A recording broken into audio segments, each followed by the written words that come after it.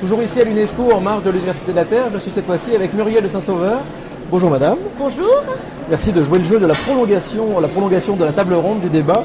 Et alors là, vous participez à un débat, une nouvelle harmonie masculin-féminin. D'ailleurs, on a mis masculin avant féminin. Je ne sais pas s'il faut y voir malice, à votre avis. Si, sûrement. On a toujours mis les hommes en avant. Et alors vous êtes directrice de la diversité chez Mazars. Ça veut dire directrice de la diversité. Qu'est-ce qu'on y met dans la diversité quelque part? Alors, on y met beaucoup de choses. Chez Mazars, on va y mettre deux choses. Mazars est présent dans 70 pays. Oui. C'est un groupe d'audit et de conseil qui recrute autant de jeunes filles que de jeunes garçons, mais dans les postes de direction, nous n'avons pas assez de femmes.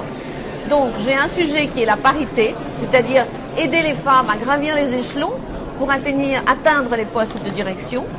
Et le second sujet, c'est que nous sommes tous différents, vous comme moi, et donc les différences, ce n'est pas uniquement le handicapé ou des gens comme ça, c'est toutes nos qualités qui sont différentes. Et ça, c'est un management particulier pour mettre en valeur les idées de chacun. C'est ça la diversité. Et ça passe par la formation en interne de tous les managers, de tous les changements de... Sauf que vous êtes un groupe avec beaucoup de jeunes. Alors, ça passe par beaucoup de communication, parce que déjà, il faut expliquer ce que cela veut dire, ce qu'est un stéréotype, ce qu'est le sexisme dont on ne se rend pas compte dans la vie quotidienne. Et de plus, ça passe par une ouverture d'esprit pour penser l'organisation différemment en fonction de cette génération dite Y qui arrive chez nous en masse et qui ne souhaite pas la même chose que la génération précédente. Et ça n'est pas une nouvelle génération, c'est une révolution pour nous. Dite Y, oui, parce que ça c'est une case qui a été créée. Et finalement la génération Y, la NetGen, comme dit Joël de Ronet, enfin bref, on peut l'appeler de plein de manières. On l'appelle comme on veut. Toujours est-il que ce qu'elle veut, elle le dit haut et fort, et elle veut un équilibre vie privée, vie professionnelle que nous souhaitions probablement, mais que nous n'osions pas demander, et qui aujourd'hui est une vraie demande pour mieux travailler, non pas moins, mais mieux. Alors j'ai envie de poser une question très simple et en même temps très vaste, c'est pourquoi c'est si long d'arriver à trouver un semblant d'harmonie au moins? C'est si long parce que le monde a été gouverné tel qu'il est depuis plus de 2000 ans et que l'on ne change pas les habitudes en 5 minutes. Je vous rappelle que ma mère, dans les années 70, n'avait même pas le droit d'ouvrir son propre compte en banque. Ah oui.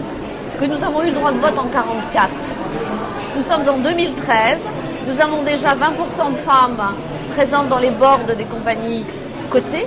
C'est en train de changer, mais au fond c'est assez rapide au vu des siècles qui nous ont précédés. On a l'impression, oui, que c'est très très long et on a aussi l'impression qu'en temps de crise, je mets toujours des guillemets à crise, donc on ne sait jamais, moi j'ai toujours vécu la crise quelque part. On a l'impression qu'en temps de crise, il faut toujours toucher le fond pour voir un petit peu de lumière, mais en temps de crise, on a tendance aussi à délaisser certains débats, certaines questions, ou à les simplifier à outrance. C'est le problème de notre époque, c'est que nous avons une époque de récession pour beaucoup de pays, et qu'il faut sauvegarder l'entreprise et gagner de l'argent. Cela étant, si on continue, ce que l'on fait dans certaines entreprises, dont la nôtre, à penser que plus la stratégie de l'entreprise correspond aux souhaits du personnel, meilleur on sera. Ouais. Alors, c'est très facile à dire devant votre micro, c'est plus difficile à faire et ça engage tout le monde. Et je pense que ça ne marchera que si les entreprises travaillent en même temps que les gouvernements, et chacun, parce que chacun peut apporter sa petite pierre à ce mouvement. L'autre fois, je vous posais une question sur l'optimisme, sur comment faites-vous pour garder la pêche, et vous me parliez de ces petits moments de bonheur qu'il fallait savourer au jour le jour. Quelques mois après, on y est toujours sur ces petits moments de bonheur? Oui, on y est toujours. Aujourd'hui, c'est un petit moment de bonheur. Je viens d'écouter Françoise Héritier, qui est l'anthropologue la plus fantastique pour nous qui réfléchissons à ce sujet. Et c'était un moment de bonheur. Et je crois que la seconde chose qu'il faudrait ajouter à savourer un petit moment de bonheur, c'est se dire que rien n'est impossible. Et qu'à l'impossible, nul n'est tenu et qu'il faut le vouloir. Et il faut aller le chercher. Le problème des femmes, c'est qu'elles attendent qu'on donne souvent quelque chose, un job, une promotion. Mais il faut la demander et il faut aller la chercher. Et ça, c'est la tendance. C'est résolument la tendance de demain ou de la société en plein changement? Je ne sais pas, je vous répondais là pour les femmes qui ont tendance à faire bien leur travail et à penser que cela suffit. Est-ce que c'est une tendance pour tous? Je crois que les jeunes, eux, n'attendent pas qu'on leur donne, ils vont chercher. Je parle psychologiquement, c'est très difficile dans la vie de se construire et d'arriver à un stade où on se sent suffisamment bien pour aller chercher ce qui vous importe.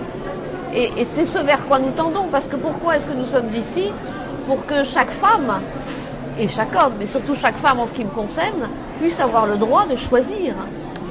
Ça pourrait être le mot de la fin. C'est Un vaste vœu sujet. pieux et un vaste sujet. En tout cas, bon débat et merci beaucoup. Merci à vous.